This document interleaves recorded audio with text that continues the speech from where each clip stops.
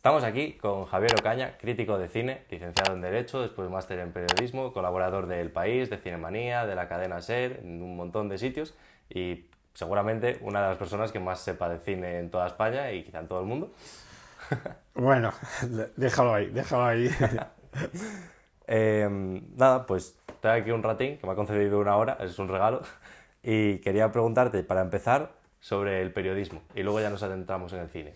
Pero, como acabamos de comentar, tú no estudiaste periodismo, fuiste por derecho, entonces, pero ejerces como periodista. ¿Qué opinas de la profesión y de la carrera como tal para alguien que está estudiando? Yo de la carrera solo te puedo hablar de oídas, de la carrera de periodismo, de lo que me dijeron mis compañeros, de lo que he visto en mis alumnos de cine, en las clases de cine que yo doy aquí en Madrid, en los cursos que doy fuera.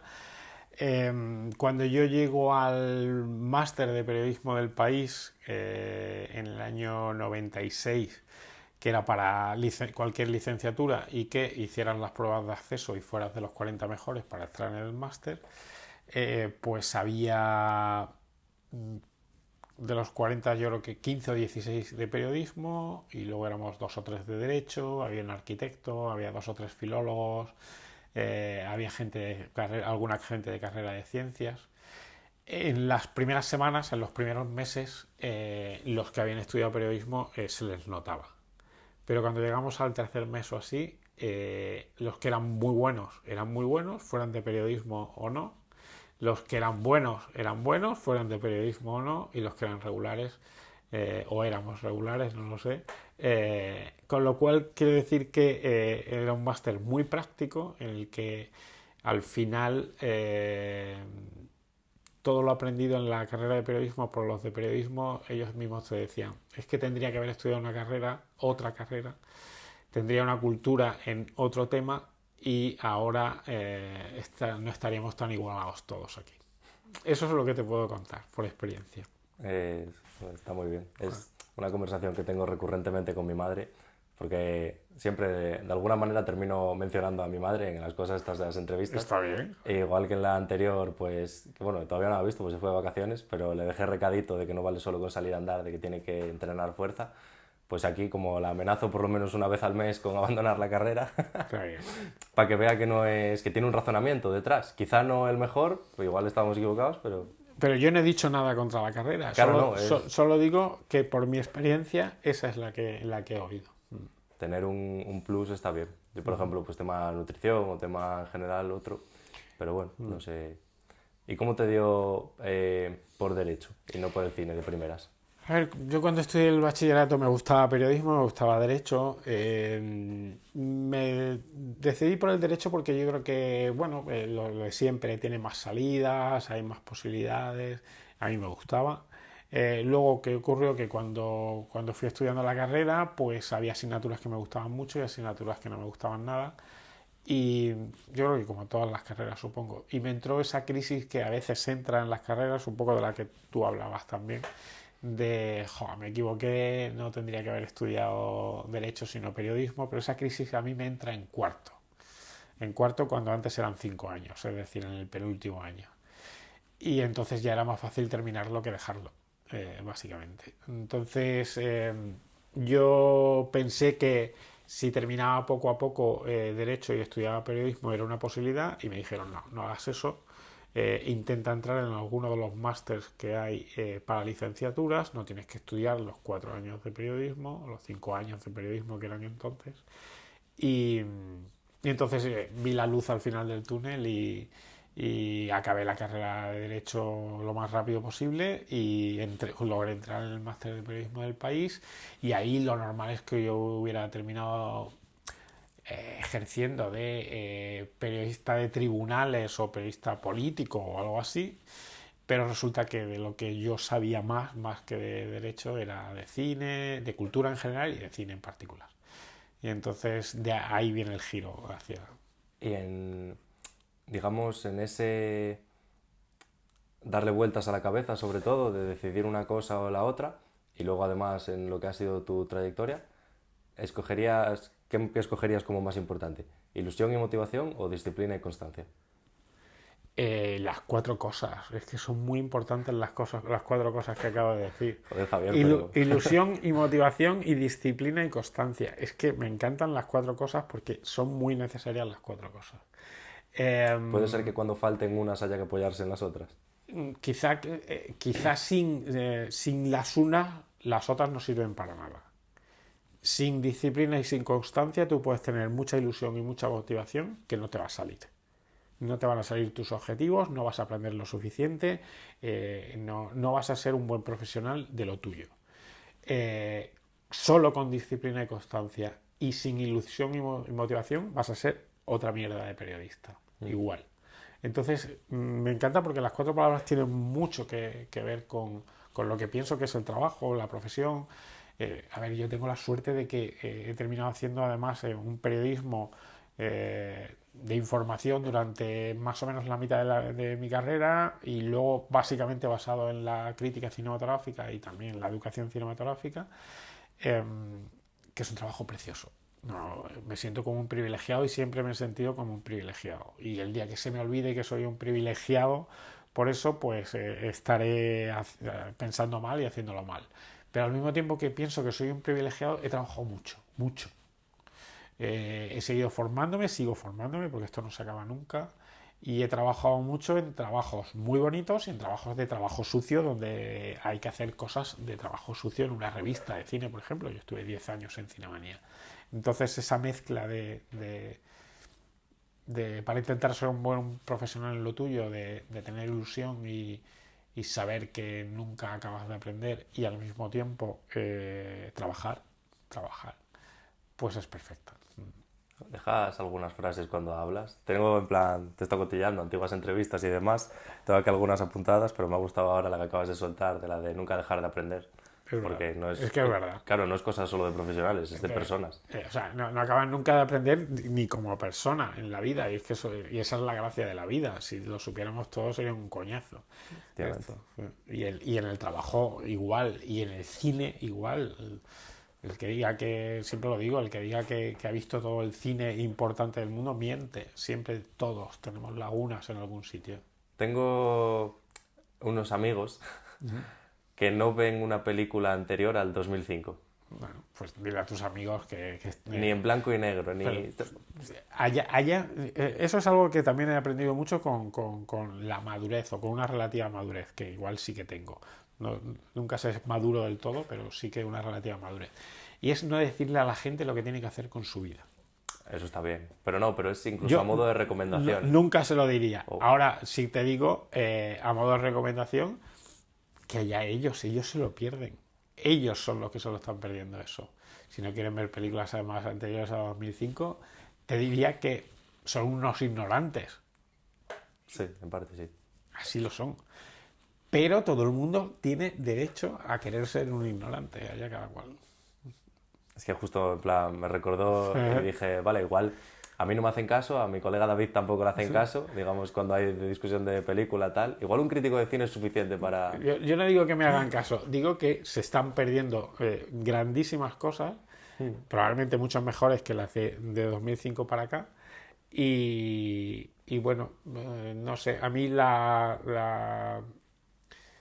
pecar de soberbia y de vanidad con respecto a la cultura me parece un poco peligroso. Por mover el punto de... No en 2005, yo lo tenía marcado en 2015.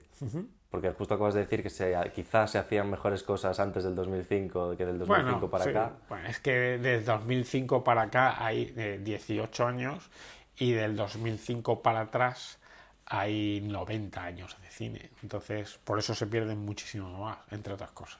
Pero últimamente parece que se pierde el interés de la gente a pasos agigantados. La audiencia de los Oscar en Estados Unidos de este año ha mejorado con respecto al año anterior y el anterior, pero por ejemplo con respecto a 2015, que fue de 35 millones, y bueno, este año ha sido 18 millones. ¿A qué crees que se debe? ¿Qué crees que está fallando? Se debe a un cúmulo de muchas cosas. Tampoco podemos negar que estamos en un momento de encrucijada con respecto al cine y llevamos ya unos años de encrucijada, una encrucijada que además ha agudizado con la pandemia. Desde hace ya bastantes años el cine se ha convertido en otra cosa. El cine antes era un ejercicio de ocio, de cultura, y de vida en comunidad, y ahora se ha convertido sobre todo en un ejercicio individual. Es decir, tú en la pantalla de un ordenador en tu casa por la noche, con la luz apagada a las 2 de la mañana, puedes ver una obra maestra de cine de 1927, muda. Antes eso no era posible, tenías que ir a una filmoteca, tenías que encontrar ese momento para esa película determinada. Entonces, en ese sentido hemos cambiado para bien, para bien. ¿Qué ha ocurrido? Que al mismo tiempo todo se ha multiplicado, las pantallas se han multiplicado, las condiciones para ver el cine en casa han mejorado mucho. No es lo mismo la tele de tubo esa antigua que tenían mis padres o que tenía yo cuando empecé a vivir solo y a poder vivir de mi trabajo. Todavía no estaban estas teles. Con un sonido deplorable y bueno, pues todo ha mejorado mucho, con lo cual las condiciones del cine en casa son mejores, las plataformas son mejores, hay muchas plataformas, hay mucho de elegir, en donde elegir. ¿Cuál es la mejor plataforma según tú? ¿Cómo? La mejor plataforma para ti. En principio de cine la mejor plataforma es Filmin, pero yo creo que claramente. Lo que no quita para que cada una de las plataformas tenga su hueco. En Netflix, que es muy vapuleada en muchos aspectos, Netflix tiene muchas cosas. Si indagas y buscas, lo que pasa es que hay que buscar. Yo, por ejemplo, alguna vez lo he contado, yo he logrado cambiar el algoritmo de Netflix. A mí cuando me sale Netflix lo primero no me salen los éxitos. A mí lo primero que me salen son películas en blanco y negro de los años 40. ¿Por qué? Porque ya saben que yo ya he metido como favorito y como tengo que ver un montón de cosas de esas y sabe lo que me gusta y es lo primero que me ofrece. Y hay muchas cosas en Netflix muy escondidas.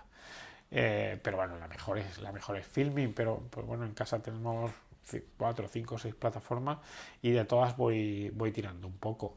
Entonces todas esas condiciones han mejorado mucho, pero yo creo que como el acto comunitario de ir al cine, de que se apague la luz, que tengas un pantallón y no una pantalla. Y unas butacas y un sistema de audio. Con un sonido, con que todo el mundo se ría a la vez, que todo el mundo se emocione a la vez, que todo el mundo llore en determinadas películas a la vez, que salga sobrecogido en compañía de otros. Yo creo que es un acto para mí mágico, y eso sigue para mí mejorando todo lo que sea el cine en casa. Yo los viernes por la tarde, mañana por la tarde, cuando termine a las 3 o así, que intento terminar siempre, a veces lo logro, a veces no, pero intento casi siempre, me voy a la sesión de las 4 del cine a ver una película de estreno que es de la que yo no he hecho crítica porque no me ha tocado a mí la crítica y que tengo mucha ganas de ver y suelo ir al cine. ¿Cuál toca mañana? ¿Cuál tenéis pensado? Pues tengo varias por ver ahí todavía sin Matria, por ejemplo, es una película española que estuvo en el Festival de Berlín, de Álvaro Gago, que es un cortometrajista que me gusta, del que he escrito en la sección de cortos de la que yo escribo en Cinemanía, y que yo no he hecho la crítica, la ha hecho mi compañera Elsa Fernández Santos y tengo mucha ganas de verla. Matria podría ser una de las que vea mañana. Respecto al cine, comentabas justo ahora que el hecho de ir a la sala es mágico. Comentaban en Babylon que un rodaje es el lugar más mágico del mundo y podríamos concluir que el cine es mágico en sí. Y todo esto era para sacarte a la palestra Babylon. Enlazar con los Oscars y las cifras de audiencia y demás y decir dónde quedó Babylon en los Oscars. ¿Qué opinas? Pues fue un desastre. A mí, yo es que ya lo comenté en la radio mucho, pero a mí Babylon me parece una de las grandes películas del año. Me parece una película muy bien dirigida, muy bien compuesta, muy valiente, con todo el sentido de la emoción del cine, de homenaje al cine. Una película que me fascina en muchos momentos, que se vuelve un poco loca, pero cuando se vuelve un poco loca también me gusta esa locura que tiene, porque se sale un poco de lo convencional, de un desarrollo convencional, de un desarrollo clásico, para entrar en territorios que tienen más que ver con la emoción pura y dura que no con la narración. Muy bien interpretada. Es una película que ha sido un fracaso en Estados Unidos, por desgracia, de público, y que las críticas tampoco han sido buenas, y aquí en España las críticas han sido muy ambivalentes. Ha habido críticas buenas, como la que yo hice en la radio, por ejemplo, pero también ha habido críticas muy, muy tibias e incluso alguna mala. No, respeto en absoluto, pero los Oscars, que este año había como de las 10 nominadas a Mejor Película, había 4 que me gustaban mucho y otras par de ellas que no me parecen mal y otros 2 o 3 que no me gustan. Con Babylon creo que hubieran ganado las nominaciones a los Oscars, pero ahí se quedó. ¿Por qué crees que no triunfa Babylon? Yo creo que a la gente le interesa, por desgracia, le interesa poco esa época. Y es una época muy desconocida. Esa época del cambio del cine mudo al cine sonoro, que a lo mejor a alguna gente que haya visto Cantando bajo la lluvia le suena por Cantando bajo la lluvia, pero que tiene mucho que ver con el desarrollo de lo que es el arte cinematográfico. Cuando a finales de los años 20 todavía no existía, antes de que llegara el sonoro, y las grandes obras de arte cinematográficas tenían muy bien cogido el punto a lo que es la visualización y todo esto, y luego cambia al cine sonoro y todo se llena de palabra y se olvidan todos los adelantos artísticos que se habían hecho, pues es un momento también de encrucijada del cine que me parece interesantísimo, como muchos actores y actrices que no tenían buena voz o no tenían buena dicción o no tenían... ¿O le pasa al personaje? Claro, los personajes, o sea, es que directamente o se diluyeron o se hundieron. Montones de directores que tenían el arte cogido de la visualización del cine mudo pasaron a hacer cosas muy raras con el sonoro y les costó de nuevo encontrar su propio camino. Es un momento para mí artístico fabuloso. Imagínate que, por ejemplo, en la música o en cualquier otro arte, en la pintura, de un tiempo a otro, de un mes a otro, todo cambiara tanto que hubiera que hacer las cosas de otro modo. Y eso a mí me parece fascinante y creo que está muy bien contado en Babylon. Estoy de acuerdo. Para los Oscar, nuestra apuesta por España fue Alcarrás, pero sin embargo la que arrasó en los Goyas fue Asbestas. ¿Cuál hubieras llevado tú? Es que yo creo que hay que tener en cuenta cuándo son las votaciones. Es decir, cuando es la primera votación para ver quién iba, que se votan 3 películas, salieron 3, salió Cinco Lobitos, salió Alcarrás y salió Asbestas, pero Asbestas todavía no estaba ni estrenada. Asbestas la habían visto de los 2000 académicos que hay, a lo mejor la habían visto un buen puñado, es decir, unas decenas, igual, incluso unos cientos, pero pocos cientos. En los sistemas que hay, pues que te dan un link para verlo en casa con un académico. Pero todavía no había sido el boom cinematográfico, con lo cual era normal que Alcarrás, que ya venía de ganar del Festival de Berlín el Oso de Oro en febrero, pues saliera ganadora. Pasa, Santi, cortamos y ahora enlaza. Julio, pensaba que era Santi. Deja ya abierto. ¿Seguimos y luego haces un cortecito? No sé. O nada, con toda la naturalidad del mundo seguimos. Mi hija que ha pasado por aquí, que viene del instituto. A mí no me importa si lo dejas todo, ¿eh? O sea, tú decides. Y entonces es distinto. Entonces cuando luego se estrena Asbestas, a mí las dos me encantan. Las dos me parecen dos peliculones muy distintas la una de la otra, que eso es genial, que haya un cine tan diverso en España y de esa calidad.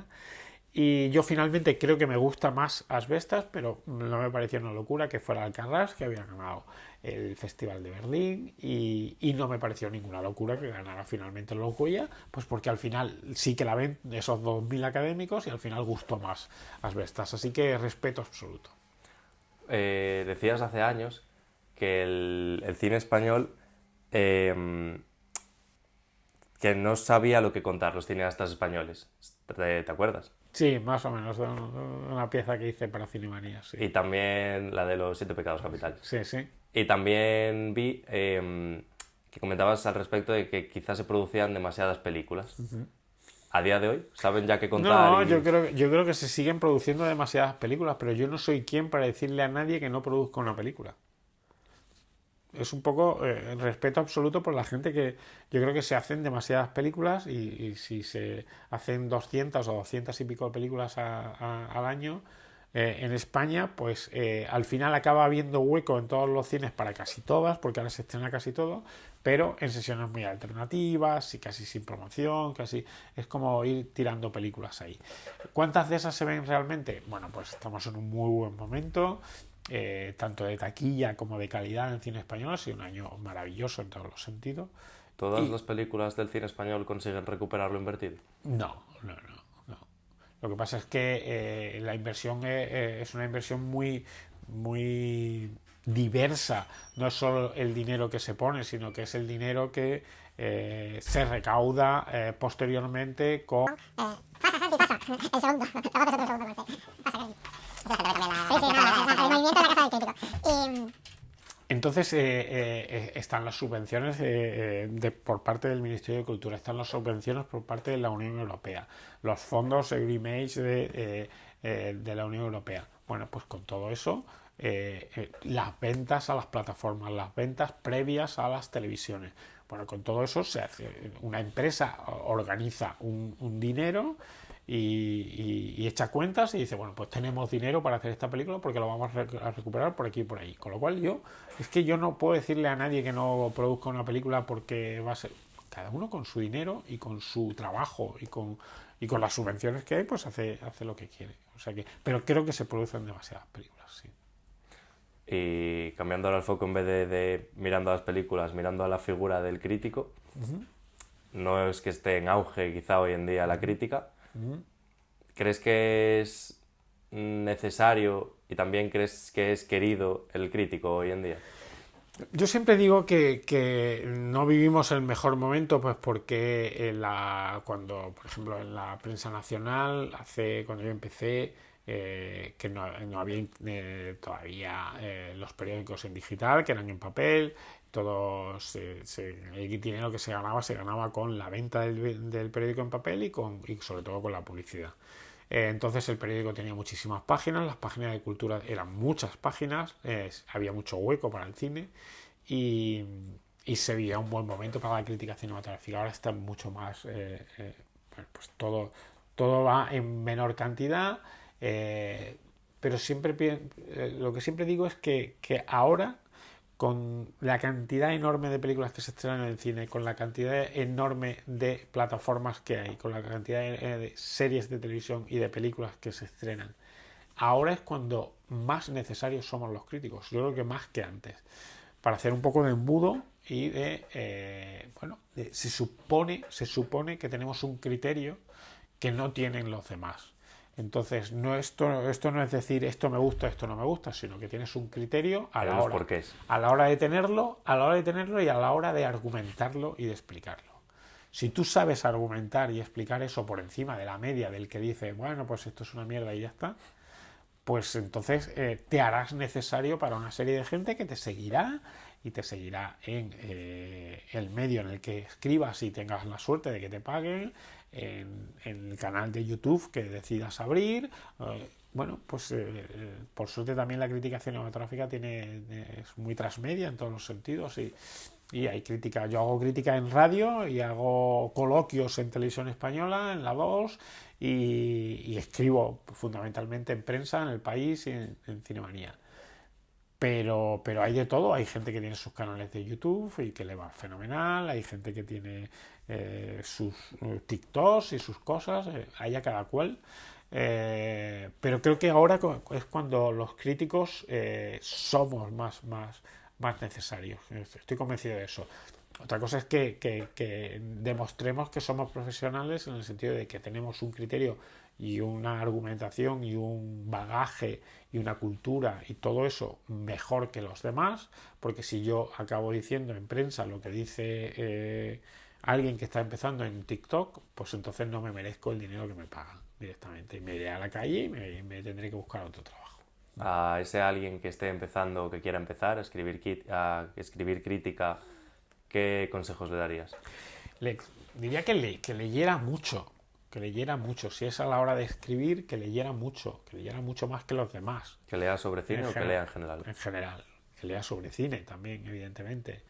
Que vaya mucho al cine, que vea muchísimas películas, todo lo que le queda por ver. que a todos nos quedan muchísimo por ver después de haber visto montones de cosas.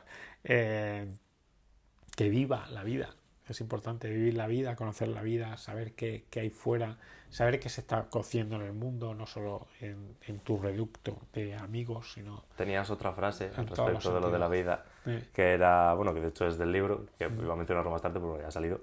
Ha escrito 2 libros también, el más reciente, de Blancanieves a Kurosawa, y en él pues hay una frase que me llamó la atención, que es: buena parte de lo que sé de la vida me lo han enseñado las películas.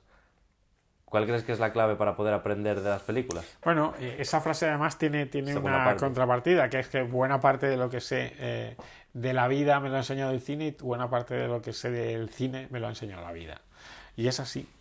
Yo, bueno, cuando veo una película muchas veces me miro en el espejo de mi propia vida, veo que hay cosas que he experimentado en carne propia y que me pueden ayudar a entender una película, a explicarla sobre todo, a saber reflexionar sobre ella, a saber, bueno, quiénes somos, de dónde venimos, a dónde vamos, que es un poco la base del mundo.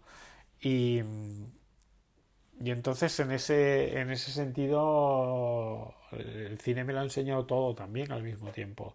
Yo buena parte de las cosas que sé de historia, de política, de humanismo, de la conducta del género humano, de la condición humana, lo he aprendido con el cine también. Entonces se retroalimenta continuamente. ¿Cuál es una película que hayas visto varias veces? O bueno, que igual solo la has visto una vez, pero sirva para contestar a la pregunta. Que la veas ahora mismo y te siga haciendo reflexionar, que sea la que más te haga reflexionar. A mí, por ejemplo, me pasa El Club de la Lucha, no sé cuántas veces la he visto. El Club de la Lucha es una película que te hace reflexiones y que aparte es un divertimento absoluto, pero es una película con una altura y con una complejidad, y con una trascendencia y con una profundidad enorme. Ya la novela de Chuck Palahniuk ya lo era. El puntazo yo creo que es ese, que al ser divertida la puedes ver varias veces y sí, claro. Que Requiem for a Dream te hace reflexionar, pero no es plato de buen gusto verla varias veces. Bueno, depende de lo que quiera cada uno para el cine, pero es cierto que hay películas en las que se disfruta más bien con una segunda, con una tercera visión.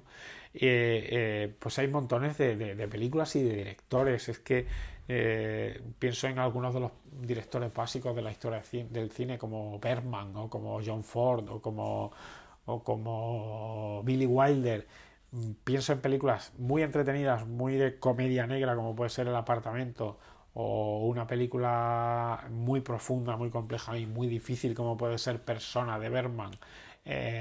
Esas películas, conforme las vas viendo con más años y con más bagaje intelectual, personal, de madurez en todos los sentidos, tu visión cambia, y está muy bien que cambie. No que las veas mejor o peor, sino que tú sigues aprendiendo cosas, porque te están diciendo cosas que es normal que tú, cuando ves Persona con 20 años, te enteres de poco y no pasa nada, te enteras de algo y va bien, pero cuando tengas 40 años y cuando tengas 60 o 70, pues entenderás más cosas aún del cine de Bergman, o más cosas aún del cine de John Ford, de sus personajes que ya no se sienten partícipes de la sociedad de su tiempo y ese tipo de cosas así. Pues bueno, la madurez de la vida te da una madurez intelectual para reflexionar sobre el arte de un modo distinto. El buen cine enseña a los niños que la vida no es tan fácil como parece. Sí. ¿Solo a los niños? A los niños y a los mayores, evidentemente. Pero es que yo creo que esa sobreprotección que en general, no digo en particular, pero en general sí que hay con los chavales, con los chicos y las chicas de hoy en día, para que no lo pasen mal, para que meterlos ahí en una burbuja que les prevenga de todo peligro, pues me parece un error. Yo creo que hay que salir a la calle y partirse la cara, y en la calle no con nadie, sino tú mismo, equivocarte, errar y levantarte otra vez y aprender de las cosas. No siendo un salvaje, evidentemente, pero sí viviendo la vida. Entonces las películas también están para enseñar, pero no están para enseñar, como digo en el libro, como esencia previa, sino la esencia previa es que sea una buena película con complejidad, sobre personajes que sean fascinantes, y luego está la posibilidad de que, si todo eso tiene trascendencia y complejidad, se aprenda de eso. Pasa, Julia, pero déjame pasar. Vale, de lo de el cine y que enseña a los niños. ¿Te ha pasado a ti?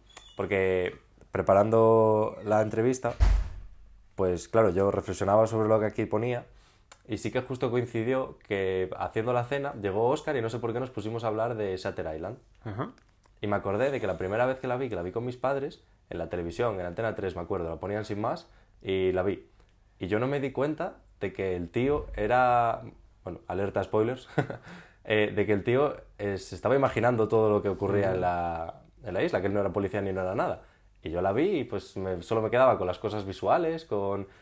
Me pareció un peliculón. Fui a dormir contentísimo y nunca me paré a pensar en nada de lo turbio que tiene la película. Claro. Luego la vi con los años, e igual que me pasa con el Club de la Lucha, que la sigo viendo y sigo descubriendo cosas y tal. Entonces creo que llegué a una conclusión que podría ser que quizá estamos protegiendo a los niños de nosotros mismos. Porque el niño va a verlo y va a sacar una conclusión completamente Sí, es una explicación. simple e inocente. Pero los estamos protegiendo de nosotros mismos porque somos conscientes de que nosotros tenemos muchas imperfecciones y entonces queremos que sean perfectos. Pero creo que es un error completo porque la condición humana es imperfecta y ahí está la gracia. Si fuéramos perfectos sería demasiado rollo. Entonces, bueno, por ahí va el tema de que tú cuando ves una película... aunque te enteres de la mitad, te quedas en la visualización, o te quedas en los colores, o te quedas en la emoción, la carga de emoción que tiene, y no vas un paso más allá. Pero luego vas y das un paso más allá. Aguanta. Corta porque esto es un poco malo, luego yo editando. Hola. Sí.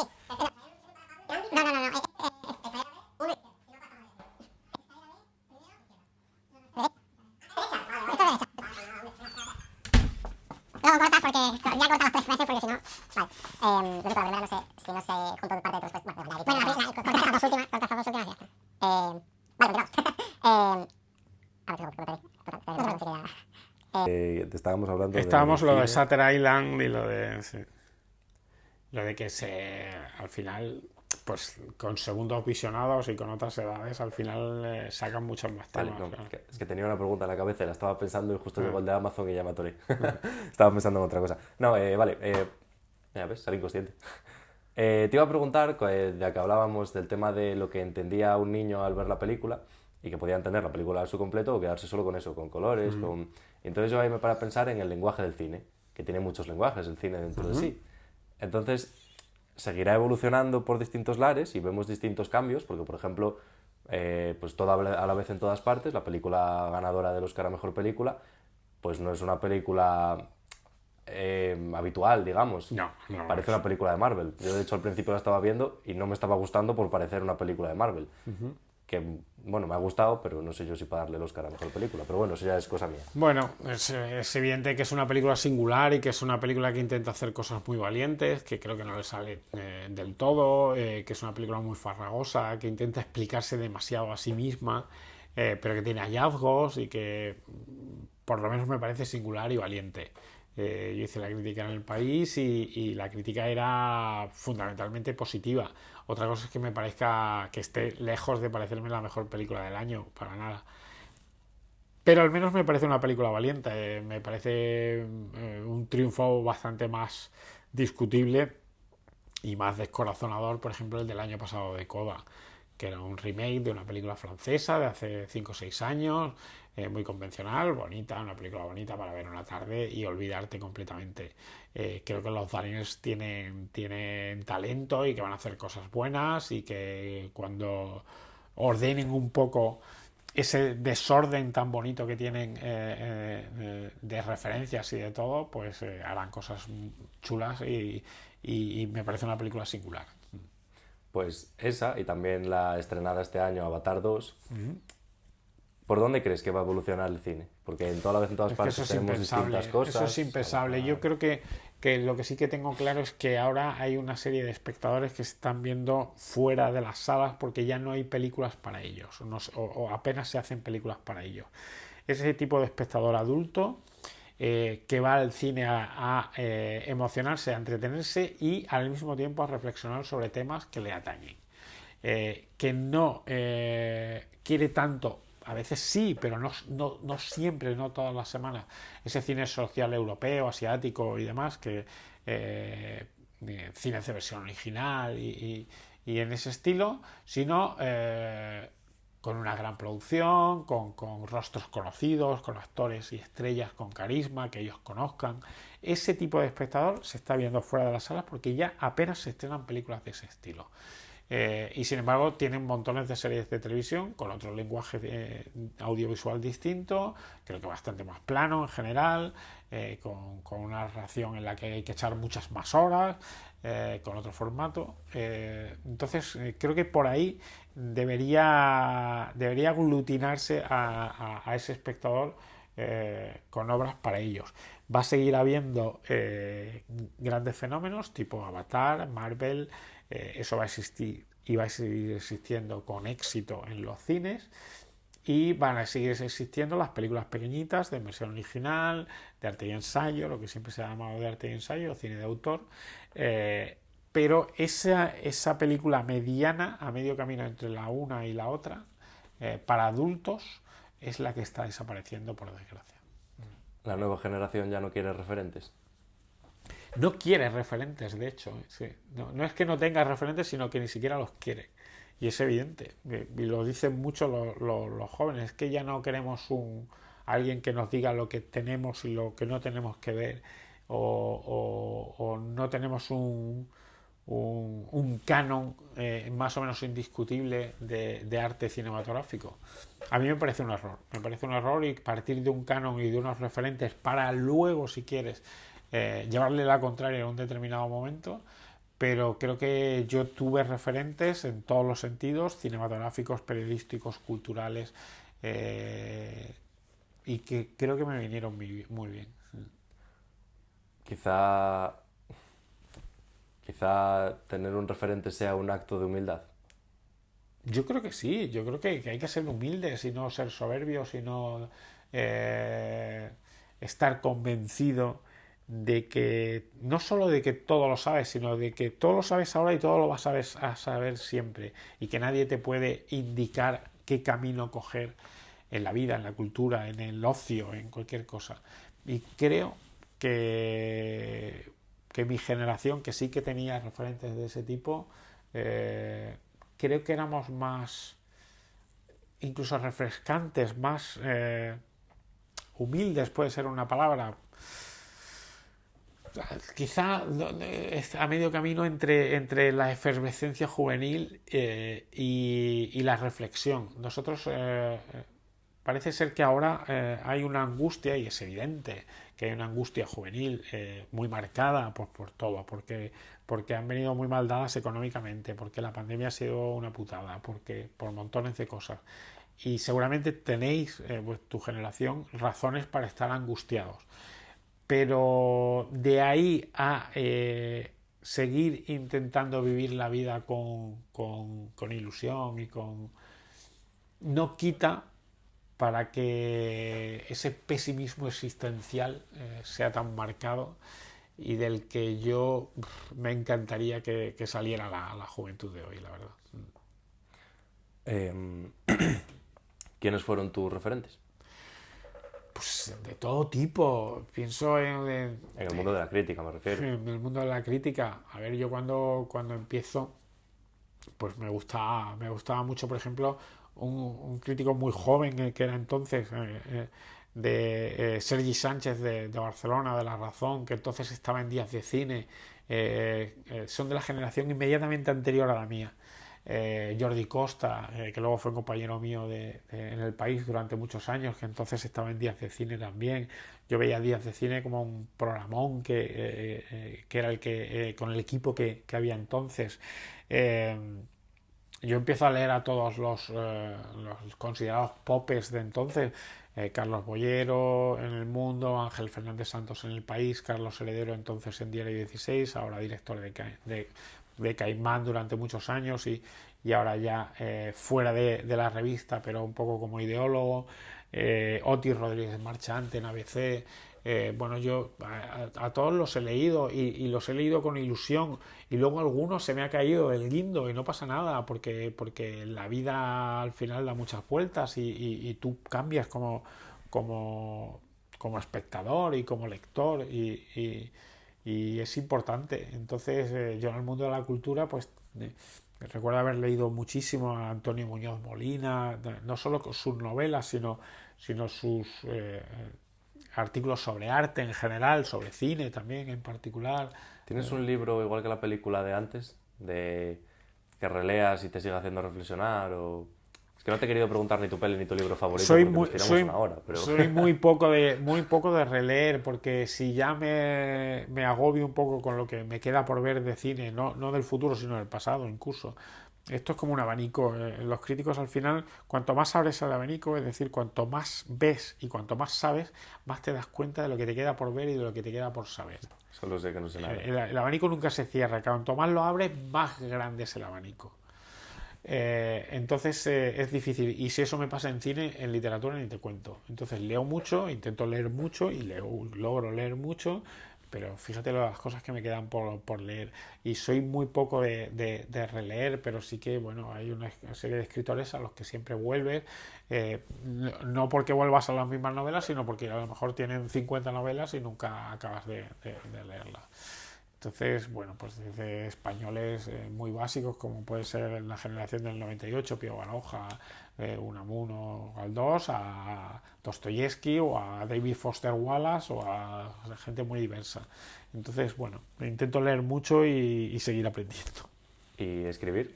¿Se viene algo próximamente?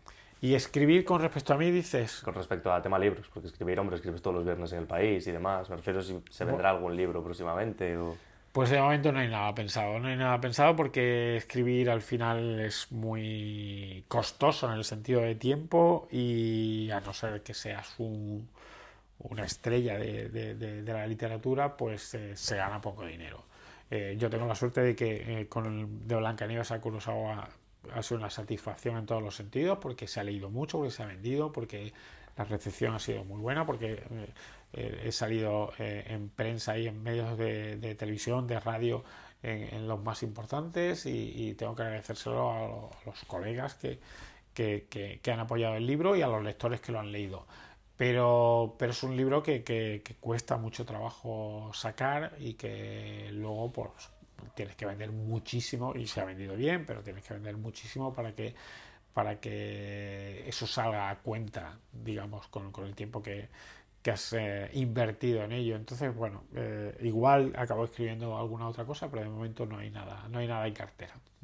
¿Tienes como un método a la hora de criticar? Veo la película y me pongo a escribir, pero ¿en qué me fijo y cómo trato de estructurar? Sí, bueno, yo creo que el método es muy, muy básico. Siempre lo cuento cuando voy a dar algún máster de crítica de cine al que voy a dar alguna clase.